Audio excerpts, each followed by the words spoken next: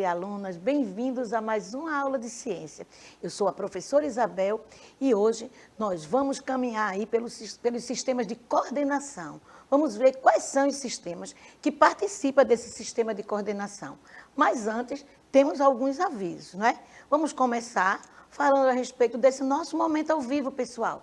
É muito importante estar presente, né? Estar se comunicando com a gente no momento que a gente está apresentando a aula, através de perguntas, através de respostas, onde vocês vão poder responder alguns questionamentos que nós estamos trazendo aqui. É muito importante também saber qual é a sua escola, né? Para a gente poder aí agradecer a participação aí dos coordenadores, dos professores que estão incentivando vocês a virem assistir às nossas aulas. Sejam todos muito bem-vindos a esse momento ao vivo. Mas, se por um acaso você está, né, nesse momento na escola, você vai ter a oportunidade de assistir essa aula através do YouTube ou também através do aplicativo. É muito importante que vocês também lá no YouTube coloque alguns questionamentos, diga como é que vocês estão vendo a aula, dê também manda uma mensagem para a gente dizendo se está gostando da aula, ok? E para que a nossa aula chegue para todos, estamos contando aí com a nossa querida Amanda, né? Maravilhosa, aí passando toda a mensagem da nossa aula para todos vocês. Então, fiquem muito atentos que a nossa aula daqui a pouco vai começar. Mas ainda temos mais um aviso, é a respeito aí do dezembro, o dezembro laranja e o dezembro vermelho. Professora, a senhora está falando todo dia dessa questão aí dos cuidados com o sol. Estamos sim. Principalmente porque nós sabemos que nesse período, né, que já daqui a alguns dias vocês vão estar de férias, é preciso que vocês se cuidem ao sair de casa, ao fazer algum passeio com a família em relação à praia, não é? Ver quais são os melhores horários, ver a roupa que está levando, se estão vindo com um boné e, se possível, a questão aí de um protetor solar. Conversa com a família, não é? E faz a compra aí de um protetor que possa servir para toda a família. Divide aí direitinho, não estraga, coloca no momento certo, então algumas horas antes da exposição do sol, não é assim que chega na praia, já vai colocando em casa, né, para quando chegar na praia, os primeiros raios que baterem, vocês já estão aí protegidos. Então é muito importante, mas não é só essa questão da proteção da roupa, do boné, né, de um óculos, nem de um protetor solar, mas também a questão da hidratação.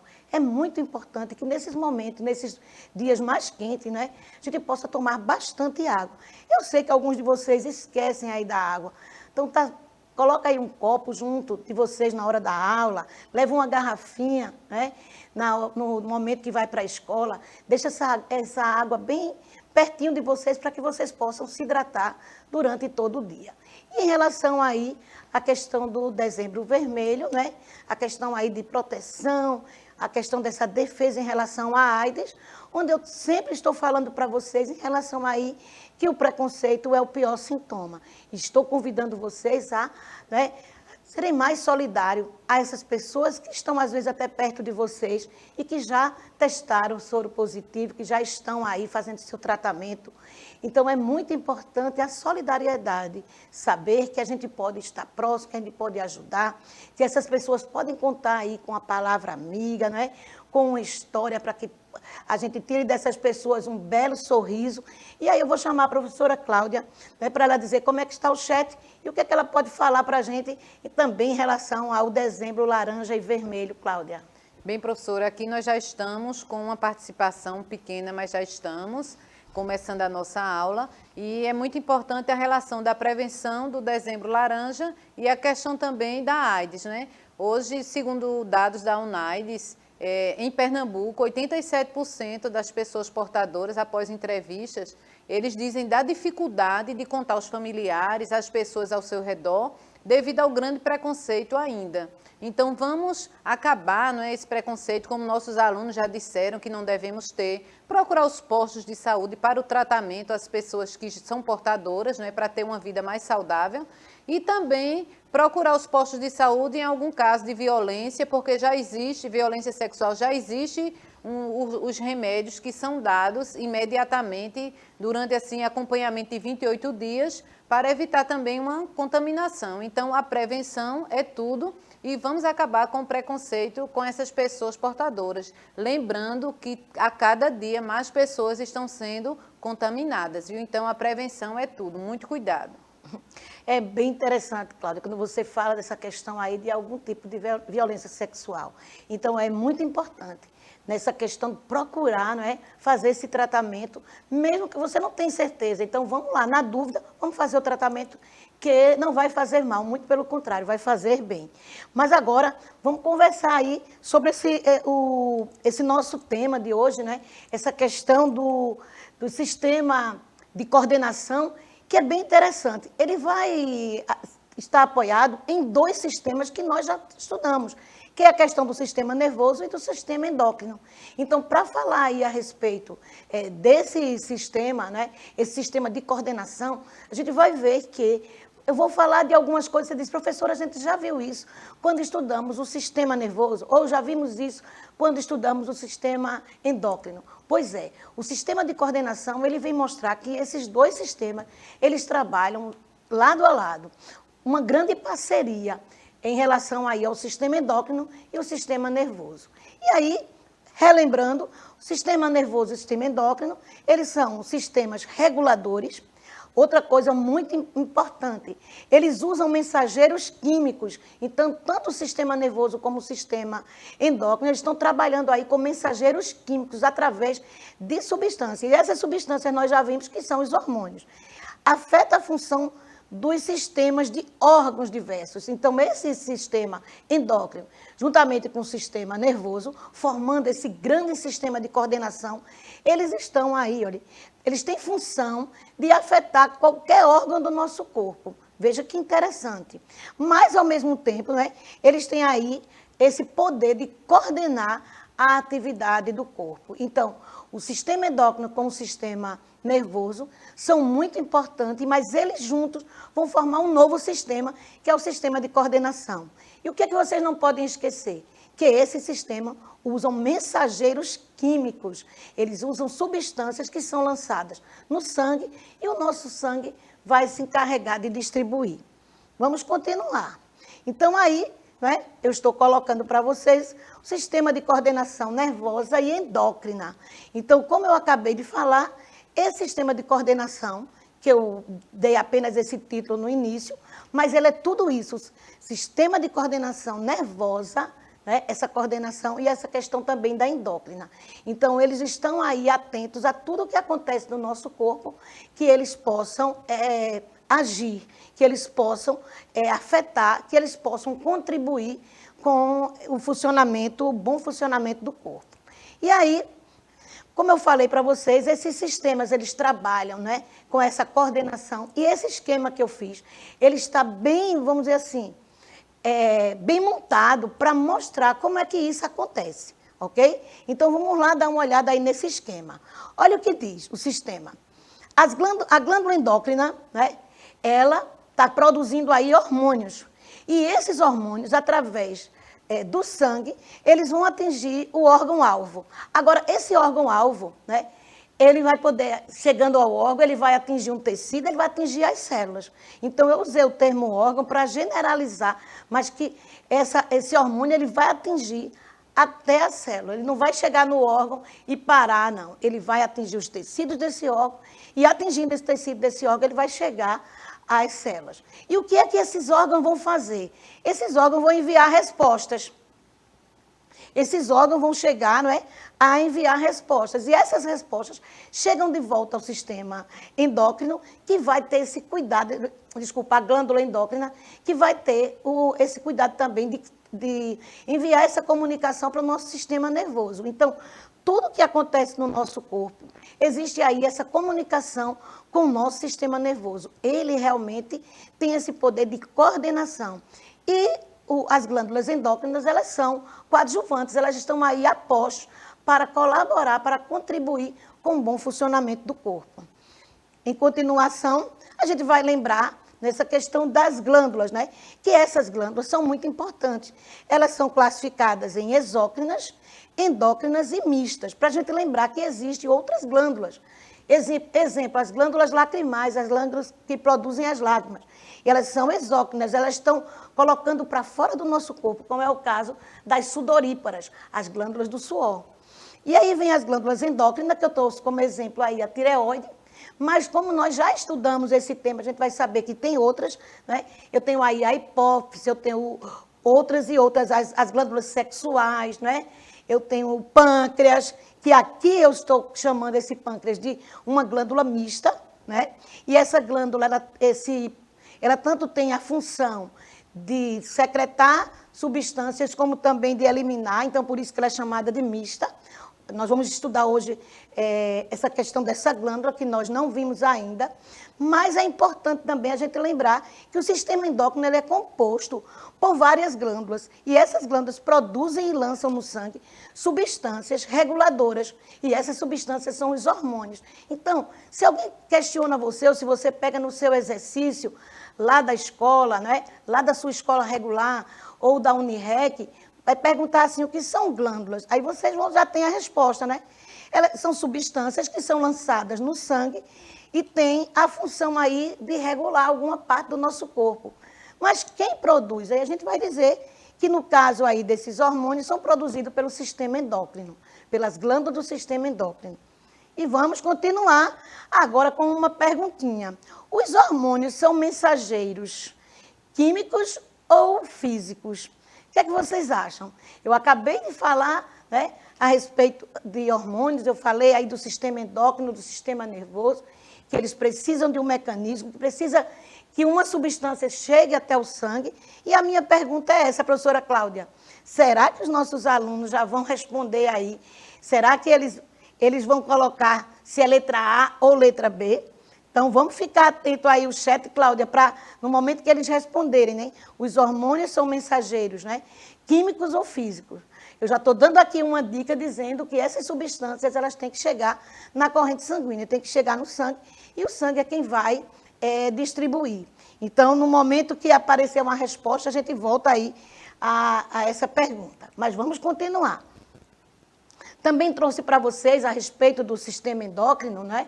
Essa questão aí das glândulas endócrinas, essa questão das glândulas endócrinas mostrando que são órgãos que apresentam células produtoras de hormônio. Então, eu tenho glândula, e nessa glândula é formada por célula, e essas células produzem hormônios. E o que são hormônios? São mensageiros químicos que atuam nos órgãos-alvos, como eu já disse a vocês. Eles têm um órgão próprio para liberar cada uma dessas substâncias, mas esses órgãos se encarregam de deixar chegar até as células desse órgão. E vamos continuando. E aí, vamos relembrar que o sistema endócrino, esse produtor, né, esse grande produtor de hormônio, ele é formado por um conjunto de glândulas. E nós já vimos na aula passada a questão do hipotálamo, né? Vimos aí essa questão da localização aí, né, do hipotálamo, que tem aí uma grande função dentro do nosso corpo. A hipófise, né? Em relação à hipófise, vimos aí que é uma glândula mestra, ela é capaz, né, de se envolver com outras glândulas também.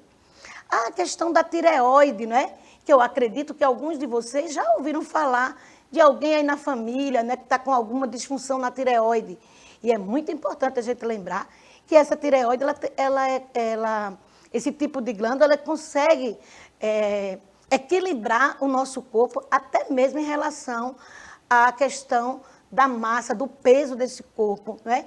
Devido aí às funções, que daqui a pouco a gente vai falar dessas funções. A função aí, as disfunções que diga do hipertireoidismo e do hipotireoidismo. Esses dois aí estão, né, vão aparecer quando alguma coisa no nosso corpo não estiver funcionando bem. Então, a gente vai ver que um vai ser responsável por uma superprodução e o outro por não produzir. E essas disfunções, tanto, né, o exagero como a falta, vai trazer complicações para esse corpo, e muitas dessas complicações são visíveis, ok? A gente vai falar aí da questão do bócio, a gente vai falar da questão da obesidade, muitas vezes está relacionada à disfunção dessa glândula e não à alimentação, né? E às vezes ainda junto, né, esses dois conjuntos, além de uma alimentação não equilibrada, a questão também de uma disfunção aí da tireoide. O timo, que tem a ver aí principalmente na primeira infância, e que à medida que a gente vai se desenvolvendo, crescendo, ele vai perdendo, né, aí essa função, já não é mais necessário. Por quê? Porque depois de uma determinada estatura, o nosso corpo agora vai só repor, ele não tem mais a função do crescimento em si. Por isso que diz que na adolescência essa glândula começa a perder um pouco aí a função. As suprarrenais, né, que aí quando eu falo, eu até acho graça em relação às suprarrenais, é aquela, pessoal, que está ligada à adrenalina. É aquela que faz a gente, né, ter, muitas vezes, a coragem de assistir um filme, mas na hora do filme a gente já começa a mudar alguns dos nossos comportamentos, achando que tudo aquilo que a gente está vendo no filme é real, mesmo sabendo que é a questão aí de uma ficção. A questão da adrenalina para os esportes radicais, né? Então, as pessoas que gostam de esportes radicais também estão o tempo inteiro ativando essa glândula para que libere o hormônio aí, para que ela tenha cada vez mais coragem. Alguns de vocês que vão a parques de diversões, parque de festinha de bairro, ou se vão aqui, no caso, em Olinda, né? A questão aí do Mirabilândia. Então, o que é que alguns de vocês ficam olhando, não vou ter coragem de ir nesse. Outros têm. E quando estão diante de um movimento, vocês vão ver aí o que é que acontece com o corpo. A questão da adrenalina, né? A questão do ataque cardíaco, a questão também, muitas vezes, de uma paralisação até para se movimentar. A questão do susto, gente. E aí, duas glândulas que nós vamos ver hoje, que é a questão aí do pâncreas e das glândulas sexuais. Mas vamos para alguns questionamentos. O questionamento que eu tenho aqui: as suprarrenais estão associadas ao crescimento ou à adrenalina? Então, essa é uma questão que eu estou colocando para vocês. Então, quem está aí me assistindo, né, vai aí tentar responder se as suprarrenais estão associadas ao crescimento ou à adrenalina. E agora, professora Cláudia, será que tem alunos querendo arriscar aí a resposta, alunos que têm segurança na resposta também? Bem, professora, nós estamos aqui com o João, ele chegou um pouquinho tarde, né, mas ele já deu bom dia, e eu estou perguntando aí a ele a questão aí da resposta, se ele acha que as suprarrenais são associadas ao crescimento ou à adrenalina. Estou esperando aqui que João aqui responda, viu, professora? Mas ele já está interagindo, disse que chegou, mas já está querendo responder aqui. Estou perguntando aí, quando ele responder, eu lhe chamo, professora. Ok. Ele já respondeu, professora. Aqui. Diga lá. Ele acha que é adrenalina, professora. Olha aí, João já chegou, né? Ai, seja bem-vindo, João, e todos os outros que já chegaram, né? E que ainda não se pronunciaram aí no chat. Estão só aí observando. E, pois é, João, é adrenalina mesmo. Você está de parabéns, você acertou aí essa questão. E aí, na questão, saindo da questão aí das suprarrenais, vou falar a questão um pouquinho aí da hipófise. Quando eu mostrei a vocês, né, que são, vejam que o sistema endócrino nervoso, eu estou sempre frisando isso, fazem parte do sistema de coordenação. Por isso que a gente está trazendo algumas imagens e alguns temas, alguns conceitos que já foram vistos antes. É a questão aí responsável pelo nanismo e o gigantismo, né? A questão aí da disfunção da hipófise. A hipófise, além de ser a glândula mestra, então ela é responsável também por essa questão, né, do crescimento do corpo, e essas disfunções podem trazer o gigantismo ou o nanismo, né? E a gente sabe que quando sai do padrão, chama atenção, não é? Causa desconforto, vai procurar logo, né, a ajuda médica para saber por que a criança não está desenvolvendo ou porque está desenvolvendo muito rápido. Porque tudo isso, pessoal, como qualquer doença, ela pode também ser amenizada se é diagnosticada no início, né? E aí a ajuda médica aí vai ser muito importante. Por isso que a gente deve ver o médico como uma questão de uma prevenção, né? Mas nós sabemos que nós brasileiros temos o hábito não de ir lá só para a questão aí de investigar uma anomalia, uma doença que já está desenvolvida no nosso corpo. Então vamos continuar e a gente vai continuar com outra pergunta. Vamos ver aí se João e mais alguém estão atentos. Olha, em relação à tireoide, podemos afirmar: o hipotireoidismo reduz a produção de hormônio e o hipertireoidismo aumenta a produção de hormônios. Essa frase aí está verdadeira ou falsa? E aí vamos falar um pouquinho da questão do hipo, a questão aí do prefixo e do hiper, né? E aí eu vou dar um spoilerzinho a vocês, né? Quando a gente quer dizer que o supermercado é grande, né? Embora que tenha marcas de supermercado assim, né? Mas não é isso, a gente quer dizer que ele é muito grande. Então, estou dando aí um spoilerzinho, não sei se vocês vão conseguir aí dizer se essa frase é verdadeira e falsa. Eu vou passando, porque se alguém responder, a professora Cláudia vai me chamar. Então, na questão aí da tireoide, o hipotireoidismo e o hipo, foi o que eu acabei de falar em relação aí do prefixo. E é bem interessante que a gente vai perceber aí na questão do hipertireoidismo algumas características, né? Como muitas vezes a perda de peso sem uma explicação. Já o hipotireoidismo, o aumento desse peso, a pessoa com hipotireoidismo fica mais lenta, tem algumas características que são visíveis, né? A questão do hiper, já vê a pessoa aí com os olhos um pouco, né? A gente diz que esbugalhado, um pouco pulado em relação aí ao normal, ao considerado normal. Então, aí vem a questão e eu acho que a frase aí eu já dei uma respostinha. Vamos agora para a questão do pâncreas, que foi uma glândula, né, que no sistema endócrino, por uma questão do tempo, a gente não conseguiu. Olha o que diz, né, a respeito das glândulas, dessa glândula chamada de pâncreas. É uma glândula mista, como eu já disse lá no início. Tanto está agindo aqui no sistema endócrino como no sistema digestório. Pois, além de hormônios, como é o caso de insulina e o glicagon, produz também o suco pancreático, que é lançado no intestino delgado e desempenha importante papel na digestão. Então, que legal aí a gente está estudando o pâncreas, né? Que já foi visto antes no sistema digestório, que ele tem uma função muito importante e vai liberar aí, né, o suco pancreático, ajudando no processo de digestão e de absorção lá no intestino delgado. Então, lá no intestino delgado é onde vai acontecer.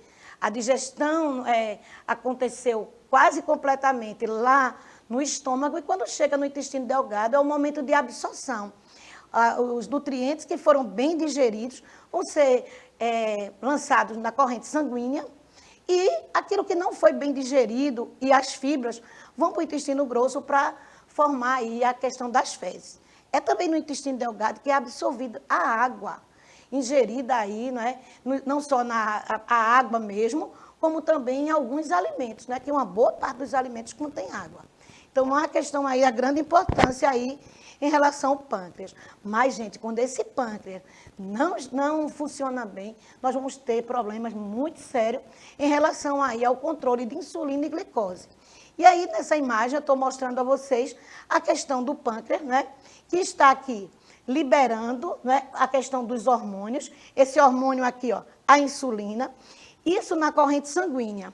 Mas existe ainda um outro órgão, que é a questão aí do fígado, que vai fazer também o controle aí, lançando aí a glicose. Tanto essa insulina como essa glicose, elas têm que estar no nosso organismo de forma equilibrada. Quando uma delas não tem condições, né, vamos dizer assim, quando elas têm uma disfunção, o que é que vai acontecer? Então, um mal maior aí a questão da diabetes. E a gente vai ver que essa questão da diabetes é um problema mundial. A cada, vamos dizer assim, a cada instante tem mais algumas pessoas que estão sendo aferidas e estão sendo identificadas como diabetes. E muita gente nem sabe que tem, né? Então, é muito importante, primeiro, a gente ver nessa questão da diabetes. Na nossa família, se existe caso na nossa família, nós podemos ter herdados aí. Infelizmente, a gente pode ter herdado esse mal também, né? A gente não vai herdar só a cor da pele, a gente não vai herdar só a questão do cabelo, a gente vai herdar também os problemas que estão lá nessa parte interna, como uma disfunção de um desses órgãos. Então, é muito importante ver essa parte em relação aí ao controle, né? E a gente sabe que tudo está relacionado à alimentação e à atividade física. Então, a gente vê que o alimento que foi ingerido, ele vai ser digerido e ele tem que ser aproveitado. Mas aí a gente também tem que ver a questão dos excessos para uma pessoa dita normal e imagine para uma pessoa que não é considerada, né? A questão já tem uma disfunção aí em relação ao pâncreas e esse mal pode agravar, trazendo grandes complicações, né? Desde a questão da cegueira, a disfunção de um dos órgãos, então é muito importante. E aí também a questão da cicatrização. Então, que não é, vamos dizer assim, o maior diagnóstico. Eu não tenho diabetes não, porque qualquer ferimento meu, ele cicatriza rápido. Isso não é um diagnóstico para todos. Existem alguns casos que a pessoa realmente tem dificuldade de cicatrizar um pequeno ferimento. Então, é muito importante aí a busca em relação a essa doença.